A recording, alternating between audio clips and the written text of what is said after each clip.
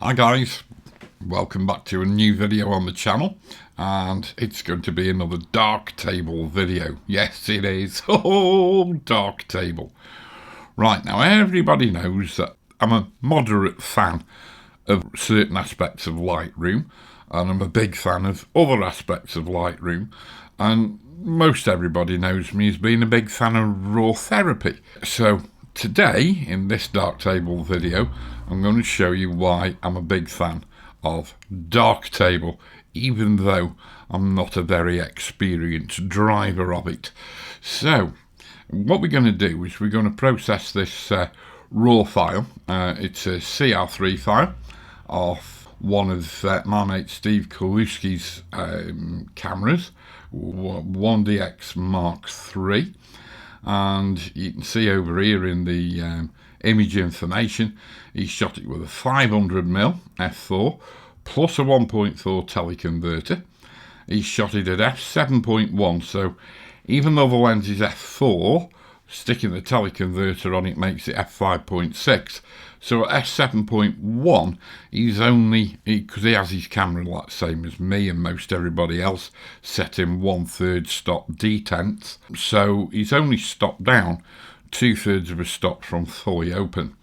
His exposure has been 1,000th of a second, plus 1/3 EV. Focal length 700mm or there or thereabouts. And there is something interesting.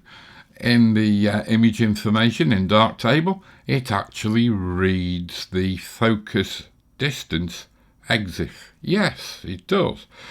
So this is photographed at 14.43 meters.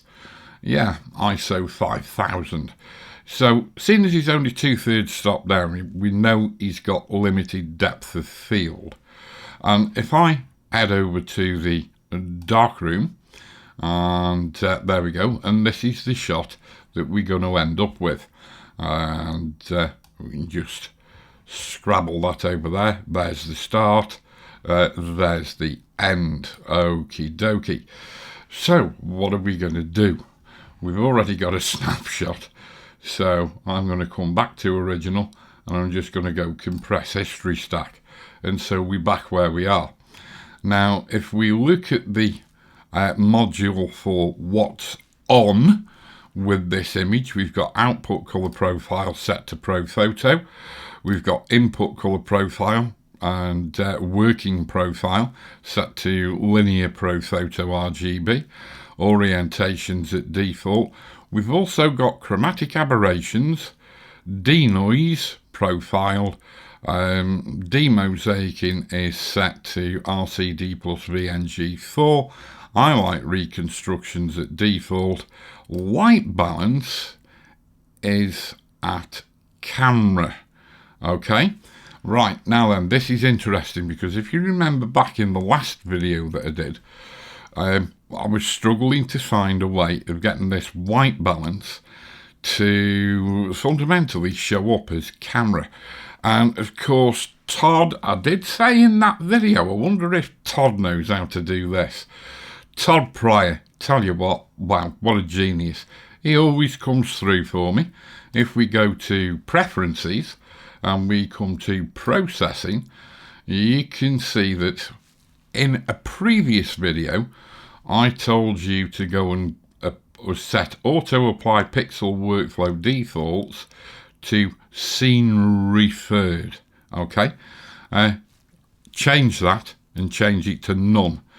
And also I told you to apply chromatic aberration adaptation to modern. Okay, don't set it to legacy. Okay, and that's all you need to do. And to get this to work out really cool.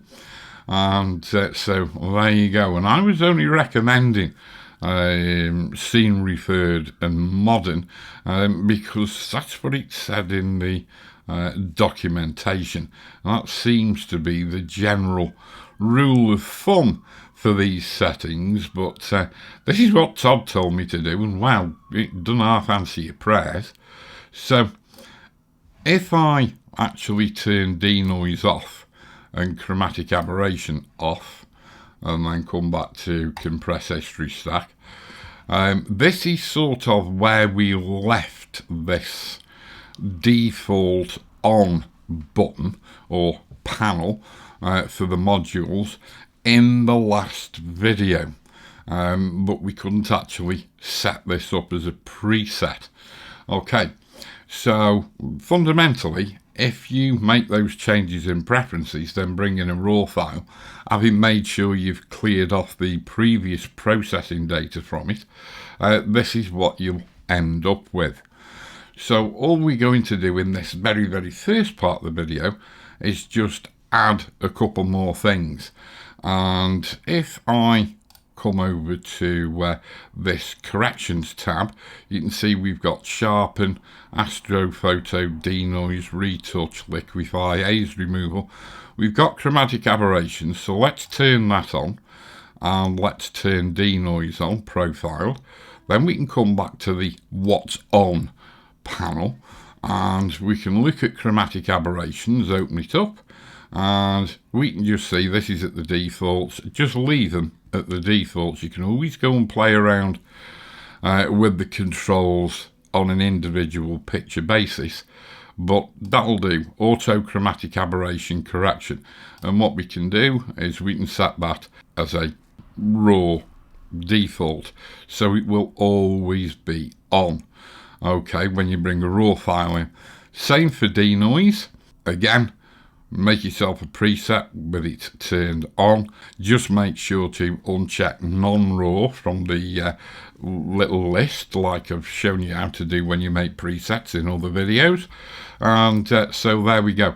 But you'll notice before you make that preset, turn the strength right down to the left. So it will say 0.001, and then save that as your preset. Also, I've changed from the default, which I think is wavelets, to non-local means, because I was actually going to do non-local means noise reduction in raw therapy on a video, but I sort of forgot to do that.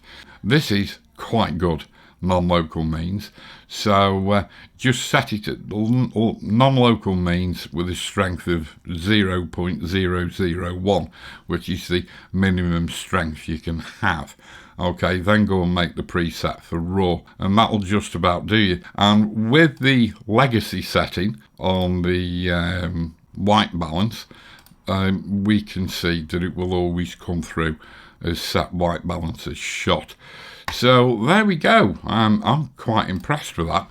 So what we'll do now is get on and process this shot of Steve's of this lovely little tawny owl, giving him the I know more than you do look out of its little hole in an oak tree. Okay, let's crack on.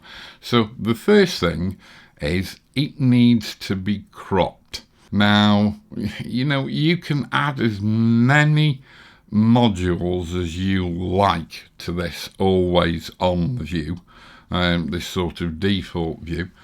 You can add as many modules as you like, but if you're not careful, you'll end up with an absolute boatload.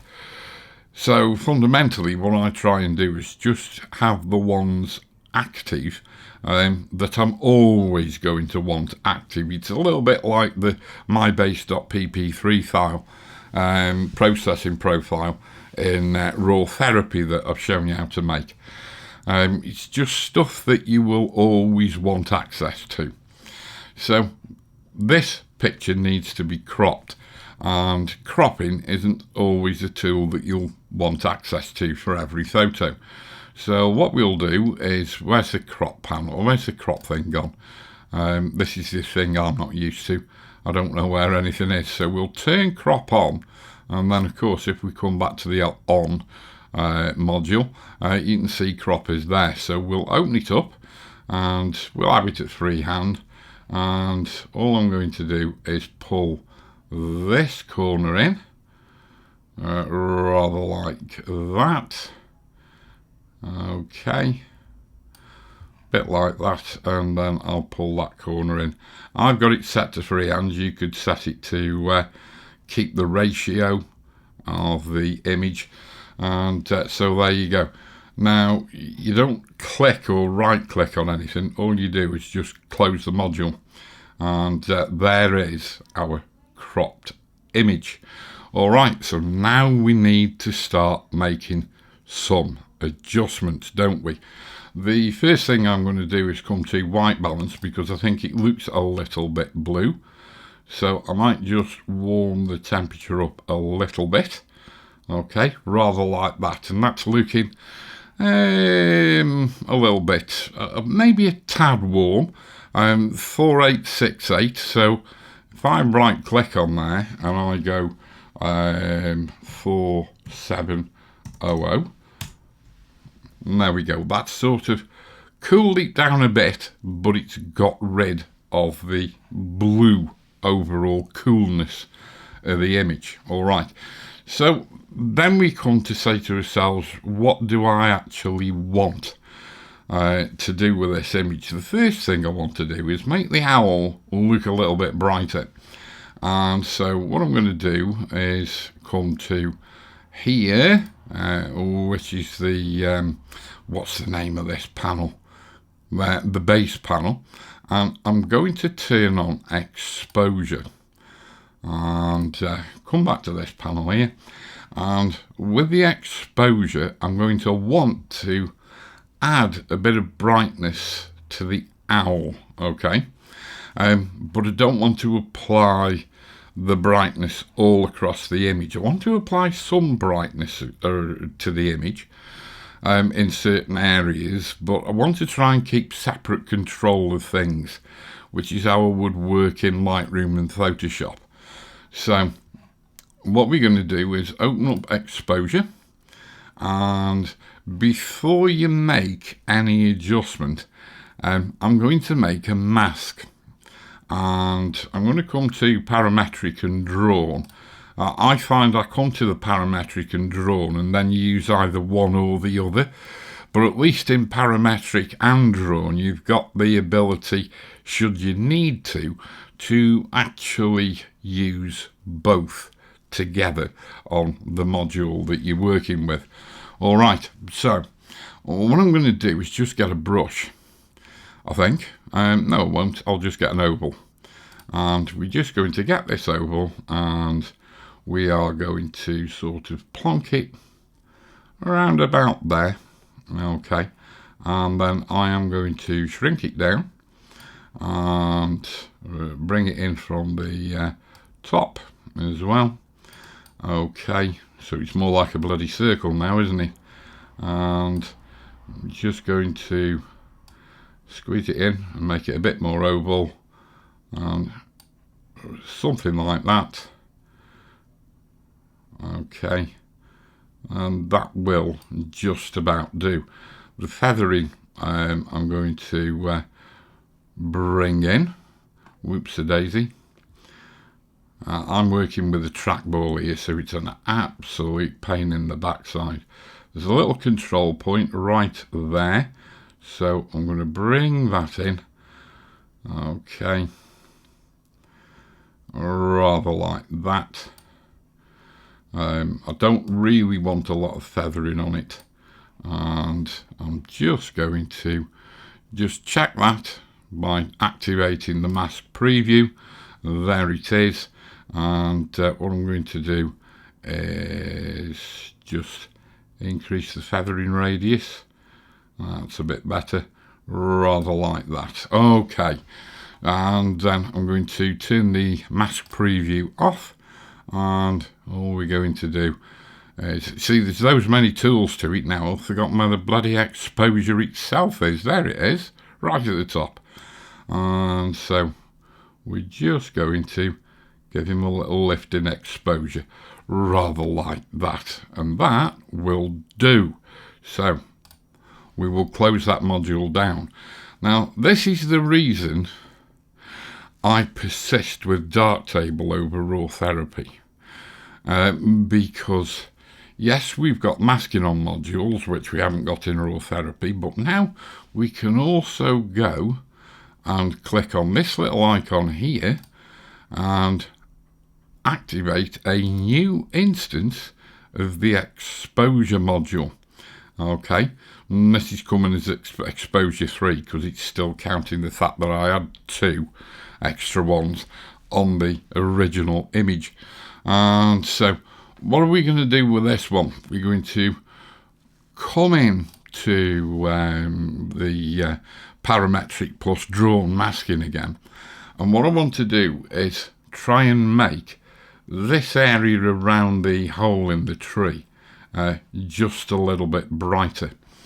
So what we're going to do is to activate the mask preview, and so you can see, because everything's all at 100%, the image is now fully yellow. And I'm going to remove from that some of the darker tones. Okay, so I want to include these tones here, alrighty, but I might want to exclude some of the brighter tones, something like that. Okay, so I can just throw brightness round here, but I don't really want it up here because I'm going to make this lot go darker, and I certainly don't want it going on the owl again. So what I'm going to do is come to Drawn Mask, and I'm going to get a brush, okay, and if I paint on the owl, you can see the owl is going black. Okay, I'm just going to paint over here. Okay, but I will leave it on his feet, on the front of his feet. Okie dokie, and just keep going, rather like that. And this is a bit awkward for me because I'm doing it with my trackball. I should be doing it with a mouse, or better still with my pen tool. And if we'll let go, now you can see that's all the wrong way around. So really and truly, what I could do is just come to this little icon here. I think that's the one I need. No, that's not the one I need. Oh, Jesus, this is what gets me freaked out. Negative, that's the one. Yeah, so it's that toggle the polarity of the drawn mask. So, and if I just click on this little icon here, yeah, that will turn the actual trail of the brush off. So now all we're doing is adding a bit of brightness around here, so we can go and turn off the preview of the mask, and then we can go and add a little bit of exposure, rather like that. That's too much. Rather like that, that'll do. And so if we turn it off and we turn it back on again, lovely jubbly. Alrighty, now what I'm going to do, I'm going to add another instance of an exposure, because what I want to do is put a bit of a vignette on, but I want to be a little bit off center where I put the vignette. So we're going to close down the or compress exposure 3, and we're going to add a new instance. And what we'll do is we will come in here again, and this is now our third exposure module instance, and I'm just going to get a rectangle again, and we are going to place it, well, first off we're going to make it quite big, okay, and we'll plonk it somewhere there, and I'm just going to come into here and just activate that little point on the feather. There we go, and drag the feather out, rather like that. Okay, and I think I'm going to make it a bit rounder, to be quite honest with you, rather like that. And then what we're going to do is click on the preview. Now what I want to do is invert that. So what we can do is hit there, and there we go. And so I might just want to bring it in a little bit, and in at the top a little bit, and just make it a little bit more round. And then what we're going to do is deactivate the mask preview, and then what we're going to do is turn the exposure down. Okay, a little bit like that. Lovely. Right, so that's that done. Then what I'm going to do is I'm going to increase the contrast of the image a little bit, and there's a cracking module for doing that here called local contrast. And if I go and activate local contrast, now you can see what that's done. That's quite nice. I rather like that. I'm going to open up the module, and I'm just going to activate the masking panel, drawn and parametric. And the only thing is, this mask is all across the entire image. Yeah, it's basically a white mask in Photoshop terms, so you can see that local contrast adjustment across every pixel in the image. What I'm going to do is just taper it in from the shadows, so I'm not really throwing that much of it in to the actual shadows inside the hole in the tree. I'm just going to take it off the highlights a little bit, and I'm going to try and completely remove it from the shadows by moving this bottom bit up. Okay, we're still going to get the lighter detail in the back of the shadows, but we'll come to that in a minute. Okay, so let's turn that off, the mask preview, and there we go. I'm quite liking that, so we'll shut that down. And so there is our finished image. I think I'm going to come back to the on module. I'm going to go to white balance. I'm going to warm it up a little bit more, because all that contrast has made it go a little bit sterile looking. So we will just bring it up and just add a, that's nice, I rather like that. Probably a little bit much.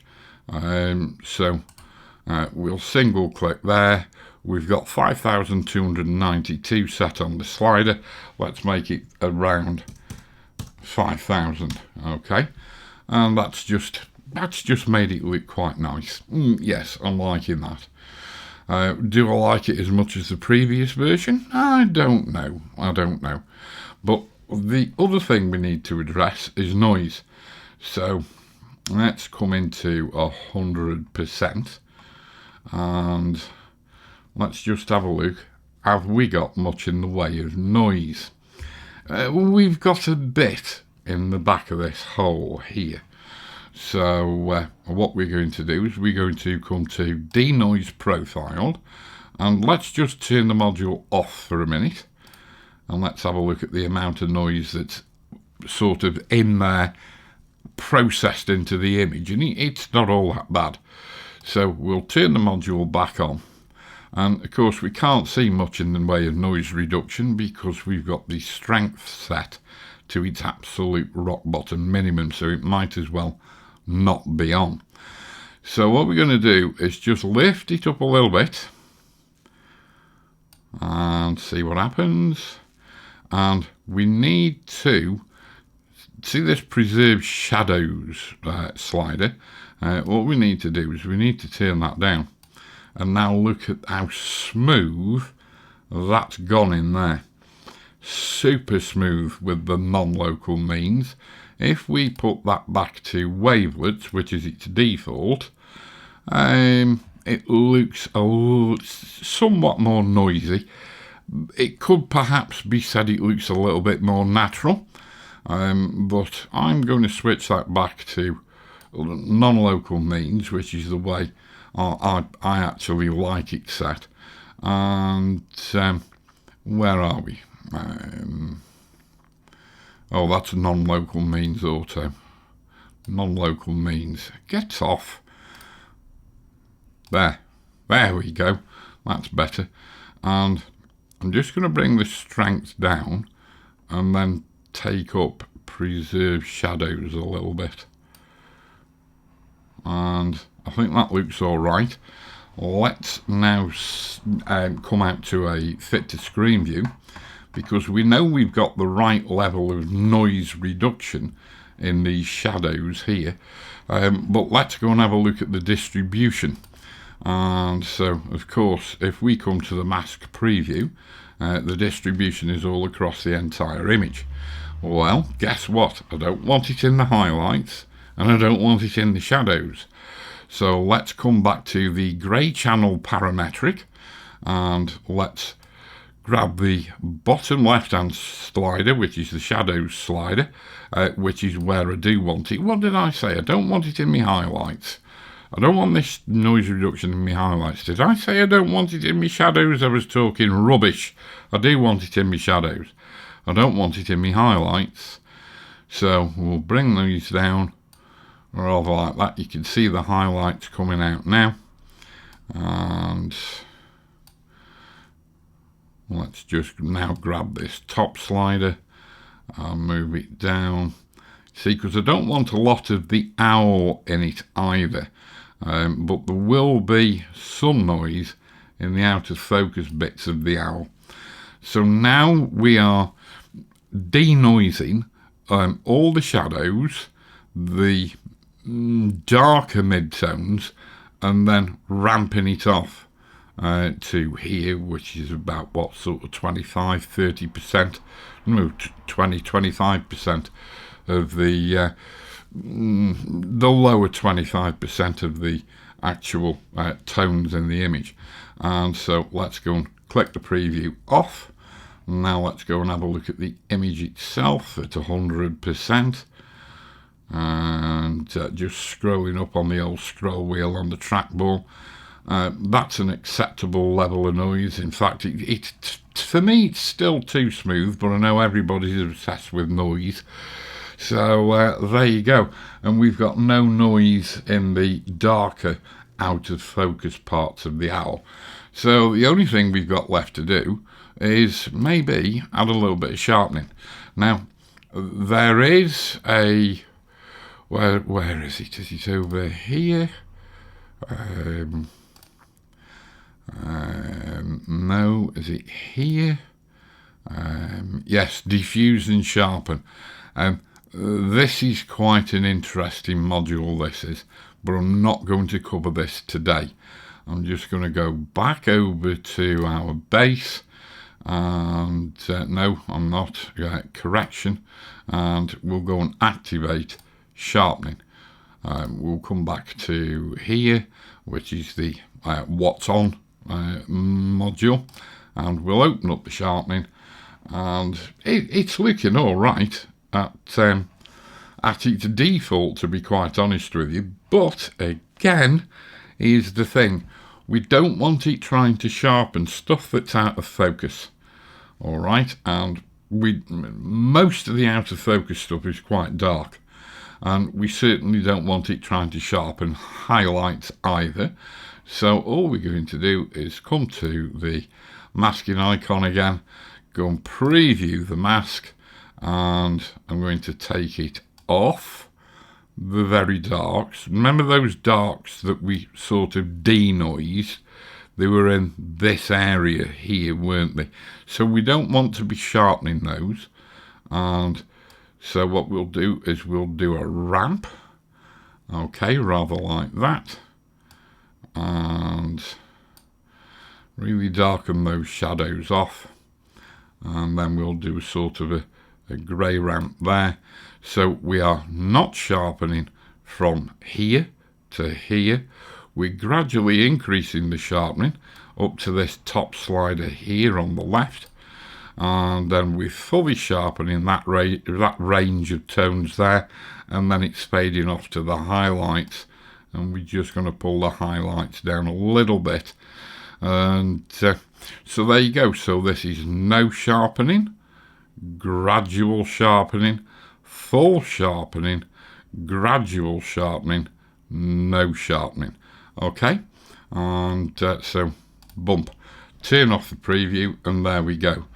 So there, in effect, is what we've done to Steve's tawny owl image. Yeah, so we can take a snapshot, come back to original, and then go and click. Do we click back on the snapshot? I can't remember. Yes, we do. Back on the old snapshot, and let's go and get the slider. So there's how we started, and there's how we ended up. Okay, guys and gals, big thanks to Todd for that little wheeze with the preferences and putting the white balance back to legacy. And big thanks to all my patrons for their continued support, because they help me and support me to produce these YouTube videos. And a big thanks to all my subscribers and new viewers for watching my videos and my content. Yes, cheers guys. Until the next time, stay safe, stay well, keep taking the pictures, and I'll speak to you very soon. Tooroo.